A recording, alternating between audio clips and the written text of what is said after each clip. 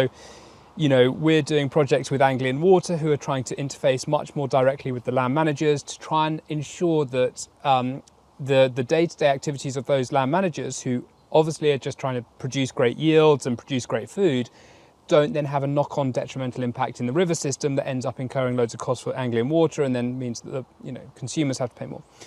So I think what we're trying to do here is we're trying to have like a systemic approach to the way that we consider using land and make sure that the incentives are able to be shared in a cost-efficient way so that a market can form. Because, you know, the big arable producers in the east of England, who we all massively rely on, the question is, are there any opportunities for them to tweak their system that actually delivers them better outcomes, better yields, reduces the negative costs further downstream for other players, increases biodiversity and helps us hit some of those bigger targets?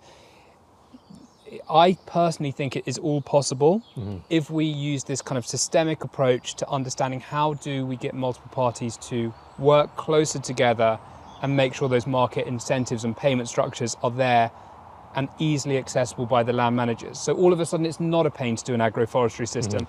It's not a pain to do a water buffer strip that's going to cost you loads of money. It's simple, it's easy, it's cost efficient, it's got multiple benefits.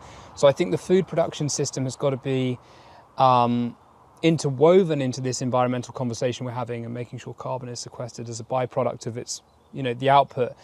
But we just take away all of that arduous, burdensome administration that is basically the blocker to lots of people moving towards best practice. So yeah, I would just say it's kind of all part of the same picture. Yeah.